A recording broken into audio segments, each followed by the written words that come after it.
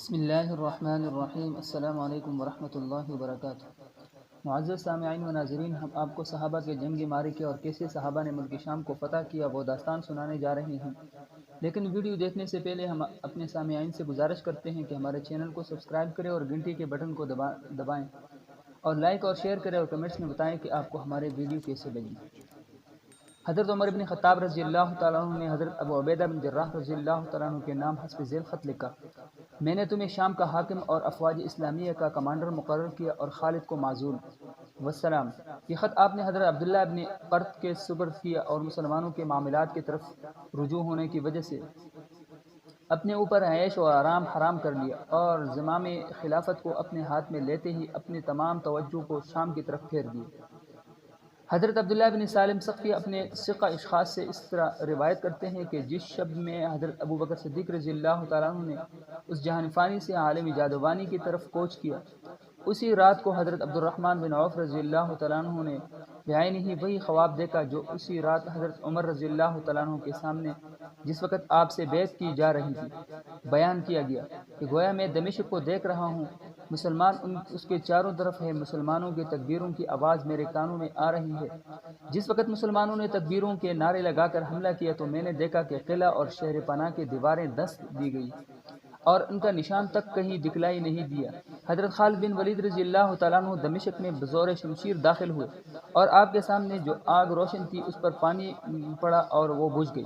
حضرت علی رضی اللہ تعالیٰ عنہ نے یہ خواب سنتے ہی فرمایا کہ تمہیں مبارک ہو، دمشق اسی رات فتح ہو چکا ہے انشاءاللہ تعالی۔ چند روز کے بعد حضرت عقبہ بن عامر جوہنی صحابی رسول اللہ صلی اللہ علیہ وسلم دمشق سے فتح اور خوشخبری کا خط لے کر مدینہ طیبہ میں آئے۔ حضرت عمر رضی اللہ تعالیٰ عنہ نے انہیں دیکھ کر فرمایا: ابن عامر، ملک شام سے چلے ہوئے کتنے دن ہوئے؟ انہوں نے کہا کہ میں جمعے کے روز چلا تھا اور آج بھی جمعہ ہے، میں اسی روز سے برابر چلا آ رہا ہوں۔ آپ نے فرمایا: تم نے سنت پر عمل کیا، بتلاؤ کیا خبر لائے ہیں؟ انہوں نے کہا کہ نہایت عمدہ اور مبارک خبر ہے، میں اس سے عنقریب حضرت ابو بکر صدیق رضی اللہ تعالیٰ عنہ کی خدمت میں بیان کروں گا۔ آپ نے فرمایا: واللہ آپ اس حالت میں کہ دنیا آپ کی تعریف کرتی تھی اس عالم فانی سے انتقال کر کے رب کریم کے پاس چلے گئے، اور ضعیف و ناتواں عمر نے اس قلعہ کو اپنے گردن میں ڈال دیا۔ اگر اس نے اس کام میں عدل و انصاف کو ہاتھ سے نہ دیا تو نجات پا گیا، اور کوئی کمی یا قصور سے زد ہو گیا تو ہلاک ہو گیا۔ حضرت عقبہ بن عامر رضی اللہ تعالیٰ عنہ کہتے ہیں کہ میں یہ خبر سن کر رویا اور حضرت ابو بکر صدیق رضی اللہ تعالیٰ عنہ کے لیے دعائے مغفرت مانگی اور خط نکال کر حضرت عمر رضی اللہ تعالیٰ عنہ کے سپرد کر دیا۔ آپ نے اسے پڑھ کر جمعے کے وقت تک مخفی رکھا۔ خطبہ اور نماز کے وقت آپ ممبر پر تشریف لے گئے، مسلمان مجتمع تھے۔ آپ نے فتح دمشق کا خط پڑھ کر سنایا، مسلمان نہایت خوش ہوئے اور تکبیروں کی آوازوں کا شور بلند ہو گیا۔ آپ ممبر سے تشریف فرما ہوئے تو آپ نے حضرت ابو عبیدہ بن جراح کے نام ایک خط جو ان کی تولید اور حضرت خالد بن ولید کی معزولی پر مشتمل تھا لکھا اور مجھے سپرد کر کے شام کی طرف لوٹ جانے کا حکم فرمایا۔ میں جس وقت دمشق میں آیا ہوں تو حضرت خالد بن ولید طومہ اور حربیز کے تعاقب میں گئے ہوئے تھے۔ میں نے حضرت ابو عبیدہ بن جراح کی خدمت میں وہ خط پیش کر دیا، آپ نے اسے چپ کے پڑھ کر رکھ لیا، اور حضرت ابو بکر صدیق رضی اللہ تعالیٰ عنہ کی وفات کے متعلق نے حضرت خالد بن ولید کے عزل اور تقرری کے بارے میں کبھی کسی سے ذکر نہ فرمایا، حتیٰ کہ حضرت خالد بن ولید تشریف لے آئے ہوئے اور انہوں نے فتح دمشق، مسلمانوں کے غالب آنے اور مرج دیباج میں مال غنیمت حاصل ہونے اور ہرقل کی چھوٹی بیٹی کو چھوڑ دینے کی اطلاع ایک خط میں ملفوف کر کے اسے عبداللہ ابن قرط کے ہاتھوں دربار خلافت میں روانہ کر دیا۔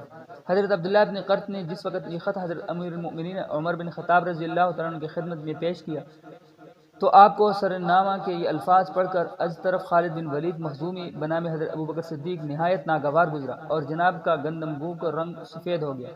آپ نے ابن قرط کو مخاطب کر کے فرمایا: ابن قرط، کیا مسلمانوں کو حضرت ابو بکر صدیق کی وفات اور ابو عبیدہ بن جراح کے حاکم شام ہونے کی اطلاع کہ میں نے وہاں کا حاکم مقرر کر دیا ہے نہیں پہنچی؟ انہوں نے کہا: نہیں یا امیر المؤمنین۔ آپ یہ سن کر نہایت غصہ ہوئے، لوگوں کو جمع کیا اور ممبر پر کھڑے ہو کر فتح دمشق اور مرز دیباج کے مال غنیمت کی اطلاع دی۔ مسلمانوں کی آوازیں تحلیل اور تکبیر کے ساتھ بلند ہوئی اور برادران ملت کے لیے دعائے خیر مانگی گئی۔ اس کے بعد آپ نے فرمایا: معاشر المسلمین، ابو عبیدہ بن جراح کو ایک مرد امین اور جنہیں میں نے سرداری کے لائق پایا ہے اور انہیں میں نے شام کا حاکم مقرر کر کے خالد بن ولید کو معزول کر دیا ہے۔ یہ سن کر نبی بنی مخزوم کے ایک شخص نے کہا، کیا آپ ایسے شخص کو معزول کرنا چاہتے ہیں جسے اللہ تعالیٰ نے سیف قاطع کے لقب سے ملقب کر کے خالد بن ولید اور ان کو مشرکوں کے لیے قاتل اور دافع بنایا ہے؟ لوگوں نے حضرت ابوبکر صدیق سے بھی اس کی معزولی کے متعلق کہا تھا، مگر آپ نے اسے منظور نہیں کیا اور فرمایا تھا کہ میں اس تلوار کو کبھی میان میں نہیں کروں گا جسے اللہ تعالیٰ نے خود کھینچا ہے اور اس کی وجہ سے اپنے دین کی مدد فرمائی ہے۔ اللہ جل شانہ نے مسلمان آپ کے اس کام سے کبھی اغماض نہیں کر سکتے اور نہ اس امر میں آپ کو معذور سمجھتے ہیں۔ آپ نے خدا کی تلوار کو میان میں کر دیا اور ایک ایسے امیر کو جس کو اللہ تعالیٰ نے مقرر فرمایا تھا معزول کر دیا۔ نیز آپ نے عزیز و اقارب کے پاسداری کو قطع کر کے خود چچا زاد بھائی کی برائی چاہی۔ یہ کہہ کر وہ شخص خاموش ہو گیا۔ آپ نے اس کی طرف دیکھا، چونکہ یہ ایک کم سن اور نوعمر شخص تھا، اس لیے آپ نے اسے دیکھ کر فرمایا کہ جوان اور کم سن اپنے چچا زاد بھائی کی حمایت میں غصہ ہو گیا۔ اس کے بعد آپ ممبر کے اوپر تشریف لے آئے اور اس خط کو سرہانے رکھ کر لیٹ گئے اور حضرت خالد بن ولید رضی اللہ عنہ کی معزولی کے متعلق غور و خوض فرمانے لگے۔ صبح اٹھ کر جناب نے نماز پڑھائی، ممبر پر کھڑے ہوئے اللہ تبارک و تعالیٰ کی حمد و ثنا کی، رسول مقبول صلی اللہ علیہ وسلم کا ذکر خیر فرمایا اور درود و سلام بیچ کر حضرت ابوبکر صدیق رضی اللہ تعالیٰ عنہ کے لیے دعائیں مغفرت کی اور اس کے بعد مسلمانوں کو مخاطب کر کے فرمایا، معاشر المسلمین، میں نے ایک بڑی باری امانت کا بوجھ اپنے کندھے پر اٹھا لیا ہے۔ میں دراصل ایک چرواہا ہوں اور ہر ایک چرواہے اور راعی سے اس کی رعایا کے نسبت سوال کیا جائے گا۔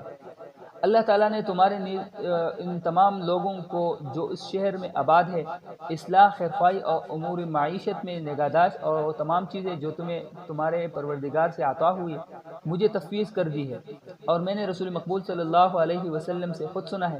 آپ صلی اللہ علیہ وسلم فرماتے تھے، یعنی جو شخص مدینہ طیبہ کی آزمائش اور سختی پر صبر کرے گا میں اس کے لیے قیامت کے روز گواہ اور شفیع ہوں گا۔ اور یہ تمہیں خود معلوم ہے کہ تمہارے اس شہر میں سوائے ان چیزوں کے جنہیں اونٹ ایک مہینہ کا راستہ قطع کر کے تم تک پہنچا دیتے ہیں، نہ زراعت ہے نہ دودھ۔ ہاں، اللہ تبارک و تعالیٰ نے ہم سے مغانم کثیر، بہت زیادہ مال غنیمت کا وعدہ فرمایا ہے، اس لیے میں ادائے امانت حق خاص و عام کی خیرخواہی کو ملحوظ رکھنا چاہتا ہوں، اور جو شخص اس امانت کا اہل نہیں اس کو اس پر مقرر کرنا نہیں چاہتا، بلکہ اس ایسے شخص کو ان کے لیے منتخب کرنا چاہتا ہوں جس کے دل میں ادائے امانت کی خواہش ہو اور وہ مسلمانوں کے حقوق اور اس کے پاس پوری حفاظت کے ساتھ پہنچا دے۔ میں حضرت خالد بن ولید کو ولایت کو محض اس لیے ناپسند کرتا ہوں کہ وہ اسراف کے خوگر اور عادی ہے۔ شاعر جب اس کی تعریف کر دیتا ہے تو وہ اسے انعام میں مال دے دیتے ہیں، اور جب کوئی سوار ان کے سامنے جہاد میں زیادہ کوشش کرتا ہے تو وہ اس کو اس کے استحقاق سے زیادہ بخشش دیتے ہیں، اور ضعیف و غریب مسلمانوں کے واسطے کچھ باقی نہیں رکھتے۔ اس لیے میں انہیں معزول کر کے اس کی جگہ حضرت ابو عبیدہ بن جراح کو مقرر کرتا ہوں۔ دلوں کا بھی اللہ تعالیٰ جانتے ہیں، میں نے اپنی دانست میں ایک امین شخص کو متعین کر دیا ہے۔ اب تم میں سے کوئی شخص یہ نہ کہے کہ ایک قوی اور سخت آدمی کو علیحدہ کر کے اس کی جگہ امین، مطیع اور نرم شخص مسلمانوں پر حاکم مقرر کر دیا ہے، کیونکہ اللہ تبارک و تعالیٰ کی اس کی اعانت اور مدد کے لیے اس کے ساتھ ہے۔ اس کے بعد آپ ممبر کے اوپر سے تشریف لے آئے اور ایک صاف چمڑے کا ٹکڑا لے کر حضرت ابو عبیدہ بن جراح رضی اللہ تعالیٰ عنہ کے نام حسب ذیل خط فرمایا۔ بسم اللہ الرحمن الرحیم۔ از طرف خدا کے بندے امیر المؤمنین مسلمانوں کے خادم عمر بن خطاب، بطرف حضرت ابو عبیدہ بن جراح رضی اللہ تعالیٰ عنہ، السلام علیکم۔